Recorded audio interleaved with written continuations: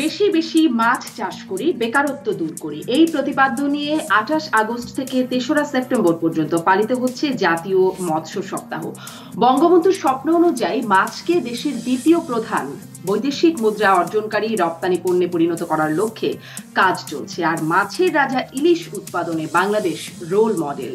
বিশ্বে উৎপাদিত মোট ইলিশের 80%-এরও বেশি আহরিত হয় বাংলাদেশের নদ নদী এবং সাগর থেকে। মাছের ইলিশের উৎপাদন বাড়াতে বছরে 22 দিন ইলিশ ধরা, বিপণন, পরিবহন, মজুদ থেকে শুরু করে সবকিছু বন্ধ রাখা এবং এই সহ আরো নানান তৎপরতা হাতে নিয়েছে সরকার মৎস্য সম্পদ উন্নয়নে এবং বিশেষ করে ইলিশ সম্পদ উৎপাদনে। এই তৎপরতাগুলো কেমন কেমন কাজ চলছে, কি কি চ্যালেঞ্জ রয়েছে এবং সামনে কি পরিকল্পনা, এই আলোচনায় রাজকাহনে শারমিন চৌধুরী আপনাদের সবাইকে স্বাগত জানাচ্ছি। আমার সাথে অতিথি হিসেবে সংযুক্ত আছেন মৎস্য ও প্রাণী সম্পদ মন্ত্রী অ্যাডভোকেট শ ম রেজাউল করিম এমপি, যুক্ত আছেন বাংলাদেশ পুলিশের অতিরিক্ত আইজি মোহাম্মদ আতিকুল ইসলাম এবং যুক্ত আছেন বাংলাদেশ কৃষি বিশ্ববিদ্যালয়ের মৎস্য বিজ্ঞান অনুষদের অধ্যাপক ডক্টর মোহাম্মদ মাহফুজুল হক।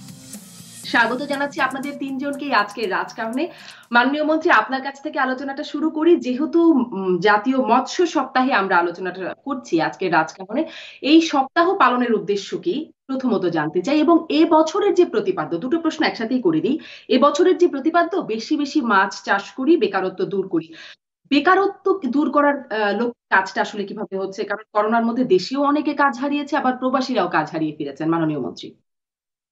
ধন্যবাদ আপনাকে এবং আমার সঙ্গে যারা আলোচনায় আছেন এবং ডিবিসি টেলিভিশনের অগণিত দর্শক শ্রোতাদেরকে। আমি অগস্ট মাস, আমরা শোকের মাসে আছি, এই জন্য আমি কথা বলার পূর্বেই গভীর শ্রদ্ধার সঙ্গে স্মরণ করতে চাই আমাদের জাতির ইতিহাসের শ্রেষ্ঠ সন্তান মহান বঙ্গবন্ধু শেখ মুজিবুর রহমান এবং তার পরিবারের সদস্যরা, যারা 1975 সনের 15 আগস্ট শাহাদাত বরণ করেছেন তাদেরকে। আমাদের এই দেশটি 100 ভাতে মাছে বাঙালি, এই পরিচিতিটা আমাদের একটা চিরন্তন পরিচিতি ছিল। একটা সময় কিন্তু মাছের আকাল শুরু হয়ে গেল, এমন ভাবে আসলো যে মাছ এখন আর পাওয়া যাচ্ছে না। সেই জায়গা থেকে উত্তরণের কতগুলো প্রয়োজন রয়েছে। প্রথম প্রয়োজনটা হলো মানুষের পুষ্টি এবং আমিষের চাহিদা মেটাতে শুধুমাত্র ভাত, ভুট্টা, গম এগুলোই যথেষ্ট নয়। তার পুষ্টি আমিষের চাহিদা মেটাতে হবে। সেই পুষ্টি আমিষের চাহিদার একটি বড় যোগান কিন্তু আমাদের live stock sector, poultry, fish. মাছটা হচ্ছে অত্যন্ত বড় একটি সেক্টর। এই জন্য মাছটার প্রয়োজনীয়তাটাকে উপলব্ধি করলাম যে বাঙালি নিজস্ব যে জায়গাটা, এটা বিশেষ করে মাননীয় প্রধানমন্ত্রী শেখ হাসিনা 96 এর গভর্নমেন্টে আসার পর থেকেই তিনি শুরু করলেন। সেখানে আমাদের টার্গেটটা হচ্ছে যে মানুষের পুষ্টি এবং আমিষের চাহিদা মেটাবার ক্ষেত্রে মাছ অত্যন্ত গুরুত্বপূর্ণ। এই জায়গাটা যদি আমরা মাছের উৎপাদন বৃদ্ধি করতে পারি, সকলকে খাবারের জন্য মাছের সহায়ক অবস্থাটা নিয়ে আসতে পারি, তাহলে কয়েকটি লাভ। একটা হচ্ছে পুষ্টি আমিষের চাহিদা মিটলো, দ্বিতীয় হচ্ছে তাদের খাবারের বড় একটা যোগান আসলো, তৃতীয় হচ্ছে এই মৎস্য খাতে প্রায় 1 কোটি লোক প্রত্যক্ষ পরোক্ষভাবে কাজ করে। সেই মানুষদের একটা অংশ প্রচন্ড বেকারত্বের ভিতর ছিল। বিদেশ থেকে যারা বেকার হয়ে আসছেন, আমাদের দেশে ছোট ছোট চাকরি করা ছোট ছোট কর্মজীবীরা যারা ছিলেন, করোনার কারণে তাদের প্রতিষ্ঠান বন্ধ হয়ে যাওয়ার কারণে তারাও কিন্তু অনেকে বেকার হয়ে গেছেন। সেই বেকারদেরকে আমরা এই মৎস্য খাতে বিনিয়োগের মধ্য থেকে তাদের উদ্যোক্তা তৈরি করছি। ফলে তাদের বেকারত্ব দূর হচ্ছে, তার আর্থিক সচ্ছলতা আসছে, আবার গ্রামীণ অর্থনীতি কিন্তু এই ক্ষেত্রে সচল হয়ে আসছে। এর পাশাপাশি অধিক উৎপাদিত মাছ বিদেশে রপ্তানি করে আমরা বিপুল পরিমাণে বৈদেশিক মুদ্রা অর্জন করতে পারছি, যেটা বঙ্গবন্ধু স্বাধীনতা উত্তরকালে বলছিলেন যে বৈদেশিক মুদ্রা অর্জনের দ্বিতীয় বৃহত্তম খাত হবে মাছ। সেই বঙ্গবন্ধুর চিন্তাটাকে বাস্তবায়িত করার জন্য মাননীয় প্রধানমন্ত্রী শেখ হাসিনার নেতৃত্বে আমরা কাজ করছি। এই করোনাকালীন সময়টাকে আমরা বেশি গুরুত্ব দিয়েছি এই কারণে যে করোনায় যে পরিমাণ লোক বেকার হয়েছে, তার বাড়িতে যে মজা পুকুরটা আছে, বদ্ধ পুকুরটা, সেই পুকুরটাকে আমরা খনন করে দেওয়ার সুযোগ রয়েছে আমাদের। বদ্ধ খাল, বিল, নদী নালা, সেখানে মাছ চাষের সুযোগ করে দিতে পারতেছি আমরা তাদেরকে। আমরা তাদের ট্রেইন আপ করতেছি, তাদের মাছের পোনা দিচ্ছি, মাছের খাবারের জন্য আমরা তাদেরকে ভর্তুকি দিচ্ছি। আমাদের কর্মকর্তারা, আমাদের এক্সপার্টরা বাড়ি বাড়ি গিয়ে তাদের সাহায্য করতেছে। তাদের গ্রুপ টিম করে মাছের চাষের জন্য তাদের যে ইনস্ট্রুমেন্ট দিতে হবে, অন্যান্য সহায়ক জিনিসগুলো দিতে হবে, সেগুলো আমরা তাদেরকে দিচ্ছি। সবকিছু মিলে বাংলাদেশে মৎস্য শিল্পকে বিকশিত করার জন্য দেশে এবং দেশের বাইরে যে সাপোর্ট গুলো দরকার। দেখেন, আমরা মৎস্য গবেষণা ইনস্টিটিউট করেছি, বিভিন্ন এলাকায় বিভিন্ন প্রজাতির মাছ আছে, ওই জাতীয় প্রকল্প আমরা গ্রহণ করছি এবং স্বল্প সুদে সহজ শর্তে তাদেরকে আমরা লোন দিচ্ছি। যারা করোনায় ক্ষতিগ্রস্ত হয়েছিলেন তাদেরকে প্রণোদনার টাকা দেওয়া হচ্ছে, লক্ষ লক্ষ টাকা দেওয়া হচ্ছে, যাতে তারা আবার ঘুরে দাঁড়াতে পারে। এক কথায় বলা যেতে পারে, দেশের বেকারত্ব দূর করা, কর্মজীবী মানুষের সংখ্যা বাড়ানো, পুষ্টি আমিষের এবং খাবারের চাহিদা মেটানো, বৈদেশিক মুদ্রা অর্জন করা এবং পরিপূর্ণভাবে আমাদের পুষ্টিটাকে বৃদ্ধি করা। কারণ পুষ্টি যদি বডিতে না থাকে তাহলে রোগ প্রতিরোধ ক্ষমতা থাকে না। মাতৃ মৃত্যুর হার বলেন, শিশু মৃত্যুর হার বলেন, এরকম অনেক রকম ক্ষতিকর জায়গায় কিন্তু পুষ্টি একটা বড় সহায়ক ভূমিকা রাখে। সেই ক্ষেত্রে মাছের উপকারিতা, উপযোগিতা এবং প্রয়োজনটা অত্যন্ত গুরুত্বপূর্ণ। সেই লক্ষ্য নিয়েই আমরা এবারে কাজ করছি। মাননীয় মন্ত্রী, অনেক ধন্যবাদ। একের ভিতরে বহু কাজ হয়ে যাচ্ছে। অনেক ধন্যবাদ মাননীয় মন্ত্রী আপনার কাছে। আমি আবারও আসবো। আমি ডক্টর মোহাম্মদ মাহফুজুল হক, যেটি বঙ্গবন্ধুর স্বপ্নের কথা মাননীয় মন্ত্রী আবারও মনে করিয়ে দিচ্ছিলেন, মাছকে দ্বিতীয় বৃহত্তম রপ্তানি পণ্যে পরিণত করা, সেই লক্ষ্যে আসলে কতটুকু এগোলাম, মানে এখনকার চিত্রটা কেমন বাংলাদেশে মাছ উৎপাদনের? ধন্যবাদ আপনাকে। আপনার মাধ্যমে ডিবিসি টেলিভিশনের দর্শক শ্রোতাদেরকে ধন্যবাদ জানাই। এবং আপনি যেমনটি বলেছিলেন জাতির জনক বঙ্গবন্ধু শেখ মুজিবুর রহমানের কথা, আসলে তিনি যেভাবে চিন্তা করেছিলেন আমরা আসলে সেদিকেই যাচ্ছি। মহান নেতা, তাকে আজকে সুখের মাসে অত্যন্ত শ্রদ্ধা ভরে স্মরণ করছি। এবং বাংলাদেশে আমরা মাছের উৎপাদনের দিকটি যদি আমরা দেখি, স্বাধীনতার সময়ে বাংলাদেশে মাছ চাষের ক্ষেত্রে মোট উৎপাদন ছিল মাত্র ৬৮,০০০ মেট্রিক টন। সেটি এখন উৎপাদন হয়েছে ২৪ লক্ষ মেট্রিক টন চাষের মাধ্যমে। যেমন আজকে মৎস্য সপ্তাহে মাননীয় মন্ত্রী যেমনটি বললেন যে মৎস্য সপ্তাহে আমাদের প্রতিপাদ্য হচ্ছে বেশি বেশি মাছ চাষ করি, বেকারত্ব দূর করি। তো আসলে কিন্তু মাছ চাষের মাধ্যমে বাংলাদেশের বেকারত্বের বিশাল সমস্যা কিন্তু সমাধান হয়েছে। সাধারণত আমরা স্ট্যাটিস্টিক্সে দেখি যে প্রায় ২ কোটি লোক প্রত্যক্ষ পরোক্ষ ভাবে এর সাথে যুক্ত। আমরা যদি একটু গভীরভাবে অ্যানালাইসিস করি, সেটি হচ্ছে এরকম যে মাছ চাষের ক্ষেত্রে যে একটা বিশাল ভ্যালু চেইনের সৃষ্টি হয়েছে, হ্যাচারি সৃষ্টি হয়েছে পোনা উৎপাদনের জন্য। সেই হ্যাচারিতে কিন্তু নানান প্রফেশনাল লোকজন চাকরি করে, কেউ ব্রুড মাছ রেয়ার করে, কেউ খাবার দেয়, কেউ রেণুকে লালন করে। আবার আমরা যদি মাছ চাষের খামারে আসি, সেখানেও কিন্তু অনেক লোকজনের কর্মসংস্থানের সৃষ্টি হয়েছে। আমরা যদি ফিড ইন্ডাস্ট্রিতে আসি, তাহলে আমরা সেখানে দেখবো যে বিশাল ফিড ভ্যালু চেইন সৃষ্টি হয়েছে। অর্থাৎ কেউ বিদেশ থেকে খাদ্য আমদানি করছে, কেউ খাদ্য তৈরি করছে, কেউ খাদ্য ডিস্ট্রিবিউট করছে, কেউ ডিলারের ব্যবসা করছে।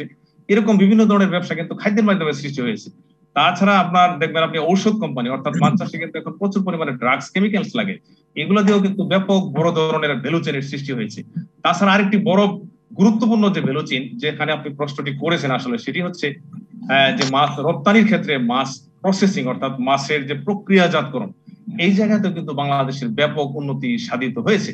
অর্থাৎ আমরা উত্তরোত্তর কিন্তু মাছের রপ্তানি আমরা বিদেশে করতে পারছি। বিশেষ করে আমাদের চাষের যে মাছ, চিংড়ি মাছ কিন্তু আমরা ব্যাপক হারে রপ্তানি করতে পারছি। কিন্তু আমাদের রপ্তানি বাজারে আমাদের যে ট্রেডিশনাল যে মাছগুলো আছে, যেগুলো আমরা প্রচলিত ভাবে আমরা চাষ করে থাকি, বিশেষ করে পাঙ্গাস, তেলাপিয়া, তারপরে আপনার কার্প জাতীয় যে মাছগুলি আছে, এগুলো কিন্তু আমরা রপ্তানি বাজারে সেমনভাবে পৌঁছাতে পারি নাই। এর কারণ হচ্ছে সেটি হচ্ছে এগুলি চাষ করার জন্য কিছু কমপ্লায়েন্স, কিছু নিয়ম কানুন রয়েছে। তার জন্য কিন্তু সরকার উদ্যোগ নিয়েছে, তা হচ্ছে যে আপনার গুড অ্যাকুয়াকালচার প্র্যাকটিস, যেগুলাকে ইন্টারন্যাশনালি সার্টিফিকেশন স্কিমে আনা হয়। অর্থাৎ ফার্মারদেরকে এমন ভাবে ট্রেন্ড আপ করা হয় যাতে করে তারা নিয়ম কানুন গুলি মানে, লিগাল যে সমস্ত ইস্যুগুলি আছে, ল্যান্ড এবং ওয়াটার কিভাবে ব্যবহার করতে হবে, খাদ্য কিভাবে ব্যবহার করতে হবে, খাদ্য কিভাবে তৈরি করতে হবে, ঔষধের ডোজটা কেমন হবে, এই সমস্ত সার্বিক বিষয়ে ফার্মারদেরকে যখন আমরা ট্রেন্ড আপ করতে পারবো, যখন ফার্মাররা এগুলি ব্যবহার করবে, তাদের নিয়ম কানুন গুলো ব্যবহার করে যখন মাছ উৎপাদন করবে, তখন সেটি ইন্টারন্যাশনাল যে সার্টিফাইং অথরিটি আছে তারা কিন্তু সেটিকে অ্যাপ্রুভ করবে। তখন কিন্তু আমরা ব্যাপক হারে মাছ রপ্তানি করতে পারবো। যেমনটি আমরা গার্মেন্টস ইন্ডাস্ট্রিতে আমরা দেখি যে সেখানে আপনার অনেক ধরনের কমপ্লায়েন্স কিন্তু গার্মেন্টস ইন্ডাস্ট্রি মেনে চলতে হয়। তো মাছের ক্ষেত্রেও কিন্তু এই বিষয়গুলো আসবে। আমাদের যে সবচেয়ে সার্বিক যে উন্নতিটি হয়েছে বাংলাদেশের মানুষ কিন্তু এখন আর আপনার পুষ্টিহীনতায় ভুগে, এটি আমি বিশ্বাস করি না। কারণ আমি ৮০ দশকে দেখেছি যে এই দেশের মানুষের সাধারণ মানুষ থেকে আমরা দেখতাম যে আপনার খুব স্বাস্থ্যহীন অবস্থায় চলাফেরা করতেন এবং দেখা যেত যে মানুষের বুকের হাড্ডি বের হয়ে আছে, মানে জীর্ণ শীর্ণ মানুষ ছিল। এখন কিন্তু মানুষ পুষ্টি সমৃদ্ধ খাবার খায়, বিশেষ করে মাছ মাংস প্রচুর পরিমাণে খায় এবং মাছের দাম বাজারে এত বেশি, এত কম। এই মাছ খাওয়ার কারণে যেটি হয়েছে এখন কিন্তু মানুষের আপনার দেখা যায় যে ওভারওয়েট হয়ে যাচ্ছে বা আপনার দেখা যায় ওবেসিটি হয়ে যাচ্ছে, এই ধরনের ঘটনা কিন্তু ঘটে যাচ্ছে। সেই জন্য আমি মনে করি যে মাছের যে চাহিদাটি ছিল সেটি কিন্তু পূরণ হয়ে গেছে, এবং এখন যেটি আমাদের দরকার রপ্তানি বাজারে প্রবেশের জন্য আমাদের যে যে মাছগুলি আপনার স্বাদু পানিতে আমরা চাষ করি সেগুলাকে রপ্তানি করার জন্য আমাদের কিন্তু ব্যাপক কার্যক্রম হাতে নিতে হবে বলে আমি মনে করি। কারণ এই মাছগুলি প্রায় ডক্টর মোহাম্মদ মাহফুজুল হক, এই কার্যক্রমগুলো কি কি হতে পারে আপনার কাছ থেকে আবারও জানতে চাইবো, এবং এটিও জানতে চাইবো যে মাননীয় মন্ত্রীরও যে বিষয়টি বলছিলেন যে বদ্ধ ডোবাটি আছে বা জলাভূমিটা আছে, আমি এটিও একটু জানতে চাইবো যে এই খাল বিল নদীর পরিস্থিতি কেমন, জলাধার সংরক্ষণের জন্য কেমন ব্যবস্থা নেওয়া হচ্ছে, কারণ মাছের তো আবাসস্থল সেখানে, সেটি নিয়েও আমি আপনার কাছ থেকে জানতে চাইবো। আমি জনাব মোহাম্মদ আতিকুল ইসলাম, এই যে আসি একটু ইলিশের প্রসঙ্গে। ইলিশের উৎপাদনে বাংলাদেশ রোল মডেল, এবং ইলিশ সংরক্ষণে নানান পদক্ষেপ চলছে, সরকার নিচ্ছে, এবং যৌথ অভিযানের মধ্যে রয়েছে বাংলাদেশ, মানে যে 9টি সংস্থা রয়েছে যারা কাজ করছে তার মধ্যে বাংলাদেশ পুলিশ, নৌ পুলিশ রয়েছে।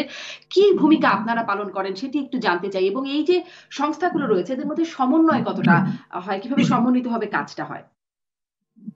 ধন্যবাদ আপনাকে। প্রথমেই যে শোকের মাস আগস্ট মাস, আমরা প্রায় শেষের দিকে, আমরা 15ই আগস্ট জাতির পিতা বঙ্গবন্ধু সহ বঙ্গমাতা ফজিলাতুন্নেসা সহ পরিবারের যে সকল সদস্য নিহত হয়েছেন তাদের আত্মার মাগফিরাত কামনা করে আমার বক্তব্য শুরু করছি। আপনার জানেন যে জাতীয় মৎস্য সপ্তাহ শুরু হয়েছে, মাননীয় মন্ত্রী মহোদয় এটি উদ্বোধন করেছেন এবং এটি ব্রিফ দিয়েছেন কিছুটা। তো আপনারা যেটি ইলিশ সম্পর্কে যেটি জানতে চেয়েছেন, যে এখানে ইলিশ আপনার এটা উন্মুক্ত জলাশয় মিঠা পানির মাছ, এবং এটা সবার আপনার চাষের মাছ, যেমন যে যিনি চাষ করছেন তিনি সেটাকে প্রোটেক্ট করেন এবং সেটার ভাগিদার তিনি। ইলিশের ক্ষেত্রে বিষয়টা এরকম হচ্ছে যে আপনার এটা উন্মুক্ত জলাশয়ে থাকার কারণে যে কেউ ধরতে পারে, এবং এটা আমাদের এই মৎস্য অধিদপ্তর এবং ইলিশ গবেষণা ইনস্টিটিউট আমাদের বিজ্ঞানীরা আপনার অত্যন্ত আপনার সফলভাবে, আমরা বলবো যে তাদের যে জীবন চক্র এটিকে যেভাবে আপনার চিত্রায়িত করেছেন, এই ম্যাপিংটা অত্যন্ত আপনার চমকপ্রদ একটা বিষয়। এটি আপনার যে ইলিশ কখন আপনার নদীতে আসবে, এখন কিন্তু সাগরে ইলিশ, নদীতে ইলিশ ঢুকছে না, এটাও কিন্তু একটা সায়েন্টিফিক বিষয়। এখন সাগরের পানি যখন গরম হবে তারপরে কিন্তু তারা ভিতরে আসবে, এই যখন এই নদীর ভিতরে ঢুকবে, নদীতে আসার পরে আমরা তখন এই চাঁদপুর, আমরা এই পদ্মা, এই সমস্ত জায়গায় ইলিশ পাবো। এখন দেখছেন যে আমাদের এই ইলিশগুলো এখনো বিচরণ করছে আপনার এই কক্সবাজার এবং এই সমুদ্রের এলাকার মধ্যে। তা আমাদের এই যে মৎস্য বিজ্ঞানী যারা আছেন, বিশেষ করে ইলিশ নিয়ে যারা গবেষণা করেন, আমরা মানে অত্যন্ত এটা একটা চমকপ্রদ বিষয়। আমরা বিগত 2 বছরে তাদের সাথে চাকরি করতে যে আপনার যে জিনিসগুলো তাদের কাছ থেকে আমরা জানতে পেরেছি, সেই অনুযায়ী আমরা আমাদের কাজের ম্যাপিংটা করতে পারি। তো এটা সাধারণত যেটা হয় যে এই অক্টোবর মাসে আপনার এই মা ইলিশ আপনার আমাদের নদীতে আপনার আসে ছাড়তে। এটা হচ্ছে আশ্বিনী পূর্ণিমার 3 দিন আগে আসবে, এবং এই নেক্সট 22 দিন তারা ডিম ছাড়ে, এবং এক একটা ইলিশ মাছ আপনার 7-8 লক্ষ থেকে 17 লক্ষ পর্যন্ত ডিম ছাড়ে। এই ডিম ছাড়ার সময় যেটা হয় যে মা ইলিশ গুলা আপনার এগুলো জেলে বা শিকারী, মাছ শিকারী যারা, তারা এই সময়টায় তাদেরকে ধরার চেষ্টা করে। আপনার এটা আমাদের কাজটা হচ্ছে তখন এই যাতে অবাধে এই মা ইলিশ ধরতে না পারে, এটা একটা পার্ট। যদি মা ইলিশ ধরতে না পারে তাহলে এই মা ইলিশ গুলো নির্বিঘ্নে ডিম ছাড়তে পারে। এবং গত বছর আপনারা জানবেন যে বিগত সময়ের মধ্যে সর্বোচ্চ আপনার ডিমের ঘনত্ব ছিল আপনার নদীতে। তারপরে এই ডিমগুলো যখন ফুটে আপনার জাটকা হয়, তখন লম্বা একটা সময় 3 মাস আপনার বিভিন্ন জায়গায় যেন জাটকা না ধরতে পারে। আপনার এই জাটকাগুলো ধরে ফেললে এগুলার বড় ইলিশে পরিণত হবে না। তো এইটার অনুযায়ী যেই ম্যাপটা দেওয়া আছে, তো আমরা ঠিক ওইভাবেই আমাদের যে কাজটা করি, যেন জেলেরা এই সময় মা ইলিশ না ধরে, জাটকা যখন আপনার ধরা নিষেধ সেই সময় যেন জাটকা না ধরে, এই কাজটাই আমরা করি। এবং নৌ পুলিশ হিসেবে আমরা বাংলাদেশ পুলিশের মধ্যে প্রাইম অর্গানাইজেশন হিসেবে নদীতে আমাদের অন্যান্য পুলিশের সাথে সমন্বয় করেই কাজগুলো করি, এবং অন্যান্য যে সংস্থা কাজ করে মৎস্য অধিদপ্তর বা মৎস্য ফিশারিজ অফিসার যারা আছে তাদের সাথে সমন্বয়ের মাধ্যমেই কাজ করি। কিন্তু ল এনফোর্সিংটা যেটা, এখানে একটু আমাদের কৌশল আপনার অবলম্বন করতে হয়, এই জন্য কেননা যারা এইখানে মাছ ধরে মূলত এটা সাধারণ জেলেরা আসলে সবসময় যে ইলিশ ধরছে তা না। এটার পিছনে যেটা থাকে যে বড় একটা ব্যবসায়িক উদ্দেশ্য এবং একটা ব্যবসায়িক চক্র, অধিকাংশ ক্ষেত্রে আপনার যে জেলেরা আপনার ইলিশ মাছ ধরতে আসে, তারা যেটা হয় এই দাদন ব্যবসায়ীদের আপনার শ্রমিক হিসাবে আসে। তারা প্রতিদিন 800 টাকা করে আপনার মজুরি পায়। আপনার ইলিশ বেশি ধরলেও তার কোনো লাভ নাই, ইলিশ কম না উঠলেও তার কোনো ক্ষতি নেই। এই জিনিসটা হচ্ছে যে ব্যবসায়িক ভাবে তারা একজন শ্রমিক হিসাবে কাজ করে, এবং এই শ্রমিক হিসেবে কাজ করতে যে পিছনে যারা ব্যবসায়ী থাকে, অধিকাংশ ক্ষেত্রে যে ঘটনাটা ঘটে যে ইলিশ মাছ ধরতে যে তারা কিছু অবৈধ জালের ব্যবহার করে, কিছু মানে কি বেশ ব্যাপক আকারে। এবং অতীতে আমাদের যেটি ছিল একটা জাল, যেটা আপনার এই 2 বছর আগেও যে জালের প্রভাব আপনার নদীতে বেশি ছিল, সেটি ছিল কারেন্ট জাল। এই কারেন্ট জালটা মনোফিলামেন্ট দিয়ে তৈরি হয়, এবং এই কারেন্ট জাল আপনার কয়েক কিলোমিটার লম্বা, পরতে পরতে নদীর মধ্যে আপনার এগুলোকে বিছানো হয়। এবং যদি কোনো মাছের ঝাঁক, মা ইলিশের ঝাঁক এগুলোতে আপনার ধরা পড়তো, এমনও হতো 2 থেকে 3 টন পর্যন্ত মা ইলিশ এগুলো আটকে যেত। তো এই কারেন্ট জালে আটকানোর কারণে যেটা হতো যে মা ইলিশ আপনার অকালে প্রাণ হারানোর কারণে আমরা জাটকা পেতাম না। আবার ঠিক জাটকার সিজনে আপনার এই কারেন্ট জালে আপনার কোটি কোটি জাটকা আপনার তারা ধরে। এই চোরা শিকারী এটা বলবো না, এটা ঠিক অনেকটা ওপেন ভাবেই তারা নদীতে আড়াআড়ি ভাবে এগুলো আপনার বিছিয়ে রাখতো। তা আমরা নদী থেকে এই জাল ধরতে যেয়ে দেখলাম যে এক পর্যায়ে আমরা ক্লান্ত হয়ে গেলাম, যে কোটি কোটি মিটার ধরার পরেও এই জাল সরবরাহ হচ্ছে। তখন এটার যেটা আপনার একদম সূতিকাগার, এটা হচ্ছে আপনার মুন্সিগঞ্জ জেলার পঞ্চসার ইউনিয়ন। এইখানে আপনার শত শত কারেন্ট জালের কারখানা ছিল। আমরা বিগত 2 বছরে এখানে এই সমস্ত কারেন্ট জালের কারখানা এবং তাদের যে লন্ড্রি বলে এগুলোকে আপনার নির্মূল করতে সক্ষম হয়েছে। এবং শুধু কেবলমাত্র আমাদের আগে একটা অ্যাভারেজে 2 থেকে 2.5 কোটি মিটার আপনার কারেন্ট জাল আমরা বছরে ধরতাম। আমাদের গত বছর ছিল 144 কোটি মিটার কারেন্ট জাল আমরা শুধু আপনার এই নদী এবং এই মুন্সিগঞ্জ এলাকা থেকে ধরেছি। তার মধ্যে প্রায় 90 কোটি মিটারের মতন নিয়ে হচ্ছে কারখানা থেকে আপনার সিজ করা। কারেন্ট জাল আপনার এই উৎপাদন স্থলে আপনার উদ্ধার এবং ধ্বংস করার কারণে যেটি হয়েছে যে সারা বাংলাদেশে কারেন্ট জালের যে বিস্তৃতিটা ছিল সেই বিস্তৃতিটা কমে এসেছে। এবং কমে আসার কারণে জনাব মোহাম্মদ আতিকুল ইসলাম, একটা বিরতিতে যাব, আমার বিরতির সময় হয়ে গেছে, কিন্তু আপনার কাছে এই প্রশ্নটি, কারেন্ট জাল ছাড়াও যে আরো অবৈধ জালগুলো আছে সেগুলোর কি অবস্থা, সেগুলোর উৎপাদন হচ্ছে কিনা, সেগুলোর ব্যবহারে আপনারা তৎপর হচ্ছেন কিনা, করোনাকালে একটু ভাটাও পড়ে গেল কিনা অন্যদিকে অ্যাটেনশন দিতে গিয়ে এই তৎপরতায় বা অভিযানে, সেখানে একটু আপনার কাছে প্রশ্ন আছে। মাননীয় মন্ত্রীর কাছে তো ফিরবই, যে এই ইলিশ উৎপাদনে আমরা মডেল কি করে হলাম, একটা বিরতিতে যেয়ে আমরা ফিরে এলাম জিপিএইচ ইস্পাত নিবেদিত রাজকাহনে। মাননীয় মন্ত্রী, এটি একটু জানতে চাইবো যে ইলিশ উৎপাদনে বাংলাদেশ রোল মডেল, প্রাকৃতিক কি কারণ আছে, কেমন সুবিধা, এবং সরকার কি উদ্যোগ নিচ্ছে যার কারণে এরকম একটা অবস্থান বা এই সাফল্য আমরা অর্জন করতে পারলাম? মাননীয় মন্ত্রী, ধন্যবাদ আপনাকে। ইলিশের জন্য বাংলাদেশের যে জলাধার এলাকা, যেটা সমুদ্র এবং সমুদ্র নিকটবর্তী যে সকল নদী নালা আছে, সেখানে ইলিশের বাচ্চা দেওয়া বা ইলিশের যে ছোট বাচ্চা সেগুলো বেড়ে ওঠার মতো একটা ভালো পরিবেশ, এবং ইলিশের জন্য যে জাতীয় খাবারের প্রয়োজন হয়, তাদের বাচ্চাদের যেটাকে আমরা জাটকা ইলিশ বলি, সেটার জন্য উপযোগী একটা পরিবেশ। ইলিশের ডিম দেওয়ার জন্য আমরা কিছু অভয়ারণ্য করেছি, যে এলাকায় কোনোভাবে কেউ কোনো ডিস্টার্ব করতে যাতে না পারে, যে সিজনে ইলিশ মা ডিম দেয় সেই সিজনটা যাতে নিরাপদে তাদের কাছে থাকে, সেটা একটা। আবার জাটকা যাতে কোনোভাবে, অর্থাৎ ছোট ইলিশ যেটা, সেটা যাতে কেউ নিধন করতে না পারে, সেটাকে ধরে না ফেলতে পারে, সেজন্য সরকারের কঠোর নজরদারিতে কিছুক্ষণ পূর্বে আমাদের এডিশনাল ইন্সপেক্টর জেনারেল, উনি নৌ পুলিশের দায়িত্বে আছেন বললেন। সেক্ষেত্রে আমাদের সিভিল অ্যাডমিনিস্ট্রেশন, আমাদের কর্মকর্তারা, অন্যান্য যারা আছেন, কোস্ট গার্ড, নৌ পুলিশ সহ সবাই সম্মিলিতভাবে আমরা কাজ করি, এবং সেটাকে এত কঠোর নজরদারিতে রাখি যে কোনোভাবে অবৈধ কোনো জাল, সেটা কারেন্ট জাল বলা হোক, বেহুন্দি জাল, যে নামই বলুক না কেন, সেই জালের ক্ষেত্রে আমাদের কঠোর অবস্থান। ধরার সঙ্গে সঙ্গে সেগুলোকে জরিমানা করা হচ্ছে, জেলে পাঠানো হচ্ছে, এবং জালগুলোকে পুড়িয়ে ফেলা হয়, যেটা আবার ব্যবহার করতে না পারে। তারপর দেখা যায় নদীতে জালগুলো নিয়ে চলে আসে। সেই জন্য আমরা কারখানাকে টার্গেট করেছি, এবং কারখানায় উৎপাদন হচ্ছে, উৎপাদিত সেখান থেকে ধরে এনে কিন্তু সেগুলোকে পুড়িয়ে ফেলা হয়। আরেকটা জিনিস আমাদের প্রক্রিয়ার ভিতরে রয়েছে, যে ইলিশের জন্য উপযোগী যে সময়টা, সেই সময় মৎস্য আহরণ টোটালটা আমরা বন্ধ রাখি। যে এই সময়টা দুইটা সময়, একটা হলো মা ইলিশ আহরণের যে সিজনটা, সেই সিজনে কেউ আহরণ করতে না পারে, আর একটা জাটকা যখন বড় হবে সেই সময় করতে না পারে। এই সময়টা যারা এই মাছ আহরণের কাজটা করে, জেলেরা বা মৎস্যজীবীরা, তাদেরকে কিন্তু আমরা অন্যরকম প্রণোদনা দেই, খাবারের ব্যবস্থা করি, তাদের পর্যাপ্ত সুযোগ সুবিধা দেই, যাতে সে যেন মাছ ধরতে না গিয়ে তার কোনো কষ্টের ভিতর সে পড়তে না হয়।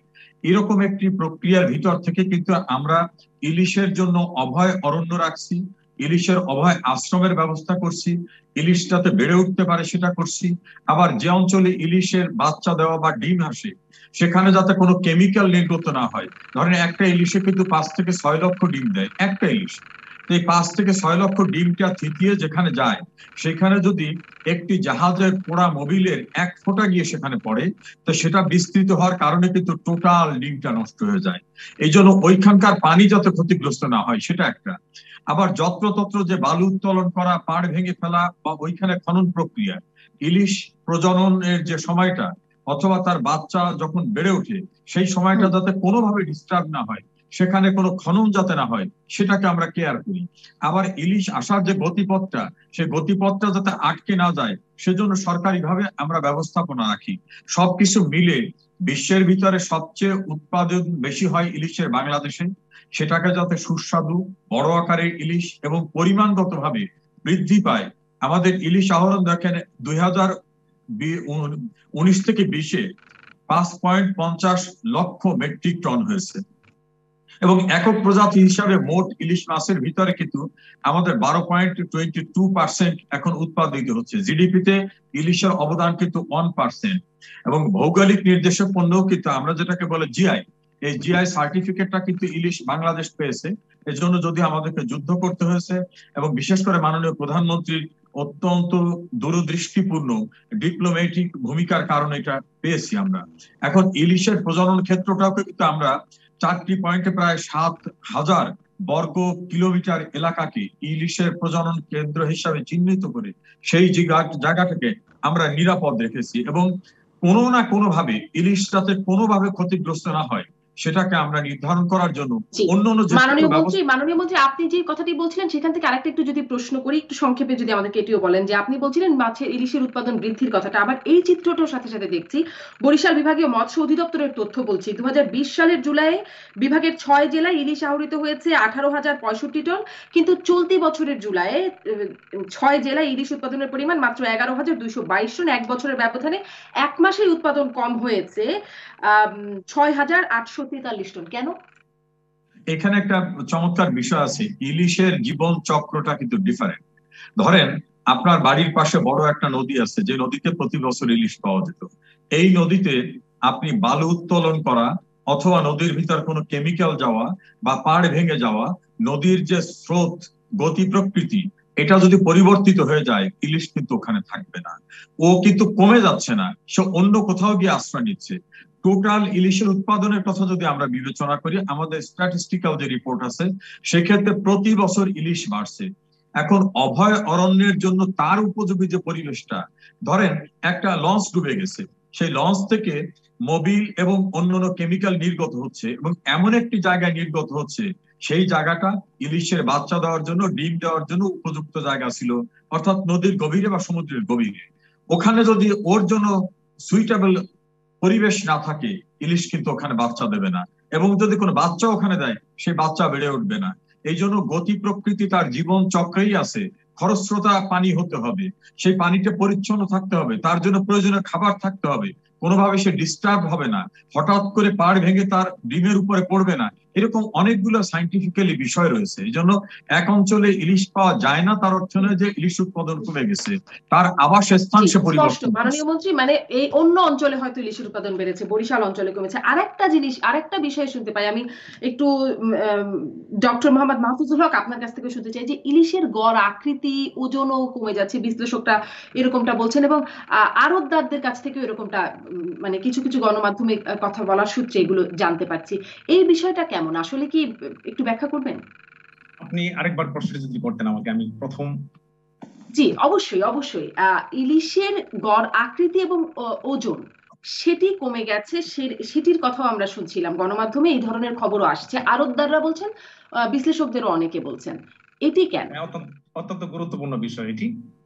যেমনটি মাননীয় মন্ত্রী মহোদয় বলছিলেন, আসলে ইলিশ অ্যাডাল্ট বা বড় পূর্ণবয়স্ক ইলিশ বসবাস করে সমুদ্রে, এবং এই ইলিশগুলো যখন প্রজনন করার জন্য তারা নদীতে আসে বা স্বাদু পানিতে আসে, এবং এই স্বাদু পানিতে এসে তারা সমুদ্র থেকে 70 কিলোমিটার পর্যন্ত উজানের দিকে যায়। অর্থাৎ গত প্রায় 10-12 বছরে মৎস্য অধিদপ্তর, তারপরে কোস্ট গার্ড এবং প্রশাসন, পুলিশ, অন্যান্য বিভিন্ন সংস্থা মিলে যৌথভাবে যে অভিযান পরিচালনা করছে, তার মাধ্যমে দেখা গেছে যে ইলিশের যে বিচরণ ক্ষেত্র সেটি আরো বিস্তৃতি লাভ করেছে, যেটা হয়তো আজ থেকে 30-40 বছর আগে সারা বাংলাদেশের প্রায় সর্বত্র ইলিশ কিন্তু পাওয়া যেত। সেটি কিন্তু এই কর্মকাণ্ডের মাধ্যমে ইলিশের বিস্তৃতিটি ঘটেছে আর কি। এখন যে ঘটনাটি ঘটতে পারে সেটি হচ্ছে, আমাদের কিন্তু পরিবেশ প্রতিনিয়ত দূষিত হচ্ছে। প্রতিনিয়ত আমাদের ইন্ডাস্ট্রিয়াল যে সমস্ত পলিউশন, বাংলাদেশের ইন্ডাস্ট্রিয়াল যে রেসপন্সিবিলিটি, সেগুলো কিন্তু সঠিকভাবে মানা হয় না। সেই পলিউশন গুলো নদীতে যাওয়ার কারণে দেখা যায় নদীর পানির যে কোয়ালিটি সেটি নষ্ট হচ্ছে। সেটি নষ্ট হওয়ার কারণে যেহেতু আপনার ইলিশ প্রজনন করে স্বাদু পানিতে এসে, এবং এর কারণ হচ্ছে যে ইলিশের যখন ডিমগুলি ফুটে যখন লার্ভি তৈরি হয়, অর্থাৎ ছোট বাচ্চাকে আমরা লার্ভি বলি সাইন্টিফিক ল্যাঙ্গুয়েজে, এই লার্ভি গুলি খুবই সেন্সিটিভ থাকে। অর্থাৎ যে কোনো এনিমেলের আপনার যখন লার্ভি বা বাচ্চা অবস্থায় যে কোনো এনিমেল কিন্তু তার পরিবেশের প্রতি খুবই সেন্সিটিভ থাকে। ওই সেন্সিটিভ স্টেজে যখন থাকে, তখন যদি পরিবেশের দূষিত অবস্থা থাকে, তখন কিন্তু সহজে এগুলি মারা যায় অথবা এদের বৃদ্ধি কম হয়। এটি একটি বড় কারণ যে পরিবেশ দূষণের কারণে আমাদের যে ইলিশের যে আকার আকৃতি সেটি কিন্তু পরিবর্তিত হচ্ছে। তো সেজন্য আমাদের যে কাজটি করতে হবে, এ নিয়ে আরো বিস্তর গবেষণার প্রয়োজন আছে, যে আসলে পরিবেশ মনিটর করতে হবে, একেবারে সমুদ্র থেকে শুরু করে আমাদের সে মেঘনা বা পদ্মা নদী থেকে শুরু করে উজানে বিভিন্ন পয়েন্টে আমাদের ওয়াটার কোয়ালিটি সারা বছর মনিটর করতে হবে। এবং এটা আপনার কিভাবে ডক্টর মোহাম্মদ মাহফুজুল হক, আপনাকে অনেক এবং ধন্যবাদ। এই সামনের পরিকল্পনা সম্পর্কে কি করা উচিত সেটি নিয়ে আপনার কাছে পরবর্তী জানতে চাইবো, কিন্তু আপনি যে প্রসঙ্গটি তুললেন, জলাভূমি দূষিত হচ্ছে, যার প্রভাব পড়ছে, আমি জনাব মোহাম্মদ আতিকুল ইসলাম আপনার কাছ থেকেও একটু জানতে চাই। আগের অংশে তো জানতে চেয়েছিলাম যে জাল, কারেন্ট জাল সহ অন্যান্য অবৈধ জালের বিষয়ে, অভিযানের বিষয়ে আপনি একটু বলবেন। আর এটিও, এই যে জলাভূমি দূষিত হচ্ছে, এখানেও কি আপনারা কোনো মানে আইনগত ব্যবস্থা নেওয়া যেন দূষিত না হয়? আমরা দেখেছি ট্যানারির কারণে বুড়িগঙ্গা, তারপরে এখন ধলেশ্বরী, তুরাগ দূষিত হচ্ছে, মানে, এবং দেশের বিভিন্ন জায়গায় নদ নদী, খাল বিল এভাবে দূষিত হচ্ছে। আপনারা কি কোনো এখানেও ভূমিকা রাখছেন? ধন্যবাদ। আমরা আপনার আগের অংশ যেখানে শেষ করেছিলাম তারপরে আসি, যে কারেন্ট জালের বাইরে আর কোনো অবৈধ জালের বিষয়ে আমাদের যে পদক্ষেপগুলো জানতে চাচ্ছিলেন। কারেন্ট জালটা মূলত আপনার সবচেয়ে বেশি ক্ষতিকারক জাল ছিল মনোফিলামেন্ট। তো সেটার পরে মাননীয় মন্ত্রী মহোদয় বলেছেন যে বেহুন্দি জালের কথা শুনলেন। এই বেহুন্দি জালও আমরা এটার কারখানা থেকে এই বেহুন্দি জালও মোটামুটি নির্মূল করতে সক্ষম হয়েছে। কিন্তু বর্তমানে নতুন আরেকটি জাল এসেছে, যেটাকে আমরা চায়না দুয়ারি জাল বলি। এই জালগুলো আপনার প্রায় 50 হাত লম্বা এবং ছোট ছোট আপনার খোপের মতো থাকে। এই খোপের মধ্যে মাছ ঢুকে গেলে আর বেরোতে পারে না। শুধু মাছ না, যে কোনো ছোট পোনা, আপনার রেনু, এগুলো ঢুকে গেলেও বেরোতে পারে না। খুবই ক্ষতিকারক আরেকটি জালের আপনার উদ্ভব ঘটেছে। এইগুলো ঘটার কারণ যেটি হচ্ছে যে আসলে আবারও আগে যেটি বলেছিলাম যে চাষের মাছ আর এই আমাদের উন্মুক্ত জলাশয়ের মাছ আপনার সেই নসর আলী পেয়াদার মতো, এটা হচ্ছে যে সবার মাছ, তো যার ফলে যে যেভাবে পারছে এটিকে ধ্বংস করছে। তো আমরা এখন এই চায়না দুয়ারি জালের বিরুদ্ধে কিছুদিন আগে দেখবেন যে দোহার উপজেলায় আমরা যে প্রায় 50 ট্রাক আপনার এই চায়না দুয়ারি জাল ধ্বংস করেছি, এবং বিভিন্ন জেলা শহরে এই জালগুলো আসছে। একটা জিনিস আসলে এটা বুঝতে হবে যে আসলে এইখানে উন্মুক্ত জলাশয়ের মাছ যেটা হবে, এইটা প্রকৃত জেলে যারা, তারাই এটিকে ভোগ করবে। ব্যবসায়িক উদ্দেশ্যে যখন মানুষ লোভের বশবর্তী হয়ে এই কাজগুলো করবে, তখন কিন্তু সকলেই ক্ষতিগ্রস্ত হবে। মাননীয় মন্ত্রী মহোদয়, উনাকে সবসময় আমরা অ্যাকনোলেজমেন্টে রেখে আপনার এই কাজগুলো করছি। উনি সবটাই জানেন আমাদের, এবং সবসময় আমাদেরকে উৎসাহ এবং অনুপ্রেরণা জুগিয়ে আসেন, যার ফলে এখন আমরা চায়না দুয়ারি জালের বিরুদ্ধেও আপনার এই সমস্ত দেশব্যাপী অভিযান চালাচ্ছি।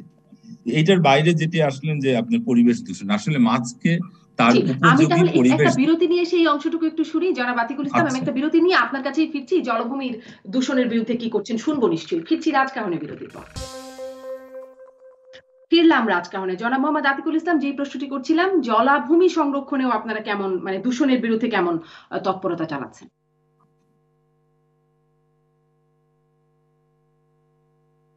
একটু আনমিউট করতে হবে, একটু আনমিউট করতে হবে। এই জলাভূমি দূষণের যে বিষয়টি, এই বিষয়টি দেখবেন যে সমুদ্র থেকে উঠে আসার পরে মেঘনার পরে এটা গজারিয়া পর্যন্ত আপনার আমাদের ইলিশ আসে, এবং শরীয়তপুরের এখানে এসে চাঁদপুর থেকে কিন্তু এটা শরীয়তপুরের দিকে চলে যায়। বুড়িগঙ্গার দিকে কিন্তু ইলিশ আসে না। ইলিশ কিন্তু পানি ভালোই বোঝে। যে বুড়িগঙ্গার এখন পানির যে অবস্থা, যার ফলে এইদিকে এখন আর ইলিশ আসছে না। কিন্তু যেটি এটার বাইরে যে অংশটা, সেখানে যেন আর কোনো ক্ষতিকর কোনো কাজ না হয়, সেটার ব্যাপারে আমরা কাজ করছি। এই আপনার গজারিয়া, চাঁদপুর এই সমস্ত এলাকায় যদি বলেন, এখানে আরেকটা ঘটনা ঘটে। মাননীয় মন্ত্রী মহোদয় যেটি বলেছেন যে অবৈধ বালু উত্তোলন করতে যে তারা যেটি করে যে আপনার বাল্কহেড ড্রেজার এবং যে মেশিনটা ইউজ করে, এটার কারণে নদীর তলদেশের যে স্তর, যেখানে আপনার ইলিশ মাছের ডিম, অন্যান্য মাছের ডিম, অন্যান্য জীব বৈচিত্র্যের যে বিষয়গুলো থাকে, এগুলো ধ্বংস হয়ে যাচ্ছে। আমরা ব্যাপকভাবে আপনার এই অবৈধ ড্রেজিং এর বিরুদ্ধে ব্যবস্থা নিচ্ছি, যার পরিপ্রেক্ষিতে সেখানেও কিছু আপনার এই মাছ থেকে, রেণু থেকে ডিম ওঠা, সেই জিনিসগুলো রক্ষা পাচ্ছে। আর এর বাইরে আপনার কলকারখানার দূষণের বিরুদ্ধে কিছু কিছু ব্যবস্থা নেওয়া হচ্ছে, এবং সমন্বিতভাবে এটা আরো অন্যান্য অর্গানাইজেশন নিচ্ছে। আর এছাড়াও যে জিনিসটা হচ্ছে যে ইলিশের যদি উৎপাদন আমরা বাড়াতে চাই, তাহলে তার জন্য প্রকৃত পরিবেশটাকে আরো ভালো করতে হবে। আরো ভালো করার মধ্যে আমাদের অভিজ্ঞতা থেকে আমরা বলতে পারি যে আপনারা দেখবেন যে নদীর দুই পাশে, নদীর পাশ দখল করে অবৈধ বানা ঝোপ সৃষ্টি করে অনেকে মাছ চাষ করে। এই মাছ চাষটাও কিন্তু পজিটিভ না, খুব নেগেটিভ। কেননা এখানে তারা গাছের শিকড় বাকড় দিয়ে যে আপনার বানা ঝোপটা তৈরি করে, এটা তৈরি করার পরে এখানে মাছ বড় হয়, তারপরে মাছ ধরার জন্য তারা এটা একটা চড়বের জাল দিয়ে ঘিরে ফেলার পরে এটার মধ্যে বিষ দিয়ে দেয়। বিষ না দিলে এই মাছগুলো ধরতে পারবে না। তো এই বিষ দিয়ে মাছ ধরার কারণে এখানকার পরিবেশ নষ্ট হয়।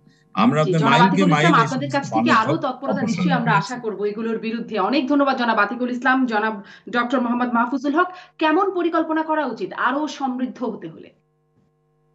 ইলিশের যে সম্পদ আমাদের রয়েছে, সেটিকে আরো সমৃদ্ধশালী করার জন্য যে সমস্ত পদক্ষেপগুলো গৃহীত হয়েছে, এগুলি অত্যন্ত প্রশংসনীয়। তবে আরেকটি বিষয় আমাদের হাতে নিতে হবে, সেটি হচ্ছে যে পৃথিবীতে সমস্ত দেশেই বা উন্নত দেশেও ইলিগাল ফিশিং রয়েছে।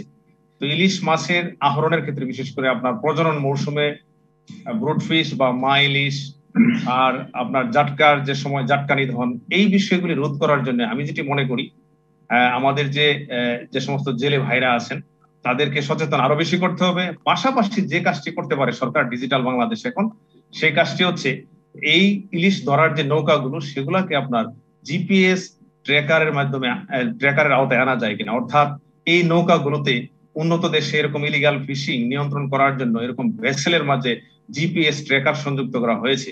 এই নৌকাগুলোর মাঝে জিপিএস ট্র্যাকার সংযুক্ত করা যায় কিনা, এটি করতে পারলে দেখা যাবে যে এই নৌকাগুলি কোন দিকে মুভ করে, কখন মুভ করে, কোথায় যায় এবং কার সেই নৌকাগুলো, সেগুলা কিন্তু ঘরে বসেই ডিজিটাল সিস্টেমে স্থানীয় পর্যায়ে, অধিদপ্তর পর্যায়ে বা আপনার গবেষণা ক্ষেত্রে, সর্বক্ষেত্রে কিন্তু সহজভাবে মনিটর করা সম্ভব।